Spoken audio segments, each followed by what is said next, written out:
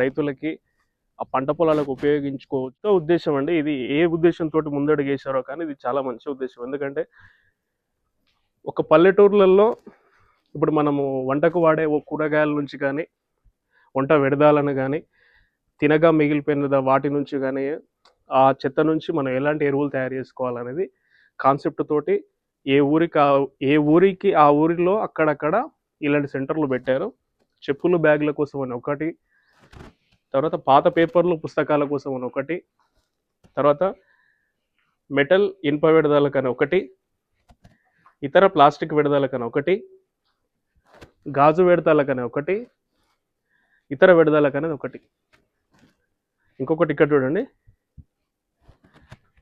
సేంద్రియ ఎరువుల తయారీ అరలు, 2 అరలుగా సేంద్రియ ఎరువుల తయారీ కోసం అని చెప్పి ఇంత మంచి ఉద్దేశంతో పెట్టిన దాన్ని మనం ఎంత నెగ్లిజెట్ చేస్తున్నామంటే ప్రభుత్వాలే ముందుకు రావాలి, ప్రభుత్వాలే చొరవ తీసుకోవాలి, ప్రభుత్వాలే మన కోసం ఏదో విధంగా ప్రయత్నాలు చేయాలని మనం ఆలోచించకుండా మన యువతరం పల్లెటూర్లలో మిగిలిపోయిన చెత్త చెదారాన్ని ఎలాగో ఇప్పుడు మన గ్రామ పంచాయతీ నుంచి ఉన్న ట్రాక్టర్లు కలెక్ట్ చేస్తున్నాయి.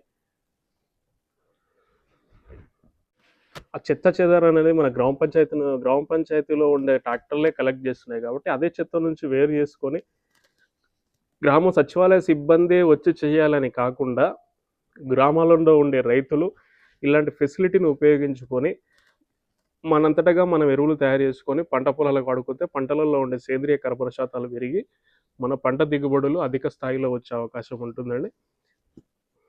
ఎందుకంటే ప్రతిదీ గవర్నమెంట్ రావాలి, గవర్నమెంట్ చేయాలని ఇప్పుడు మనకు ఒక ఊర్లలో మన వంట కూరగాయలు కోసే కాడ నుంచి కూరగాయలు మనకు వంటలలో మిగిలిపోయే అన్నం కానీ, కూరలు కానీ, వాటి వ్యర్థాలు కానీ, మన టీ పౌడర్లో ఆడే టీ పౌడర్ని కానీ మనం ఉపయోగించుకొని సేంద్రియ ఎరువులు తయారు చేసుకుంటే ఏ ఊరికి ఆ ఊరు సేంద్రియ విధానం సాగులో చాలా ముందుకెళ్తుంది. చాలా మంచి పరిణామాలు మనం భవిష్యత్తులో చూడొచ్చు.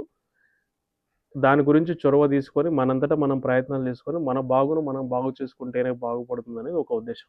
ఒకసారి ఆలోచించండి, ప్రతి పల్లెలో కనీసం ఎంత లేదన్నా 200-300 కుటుంబాలు ఉంటాయి. 200-300 కుటుంబాల నుంచి ప్రతి ఇంటి నుంచి ఏదో ఒక కూరగాయ పెడదాము, లేదంటే వాళ్ళు మిగిలిపోయిన అన్నము లేకపోతే మిగిలిపోయిన గంజి ఏదో ఒకటి ఉంటుంది.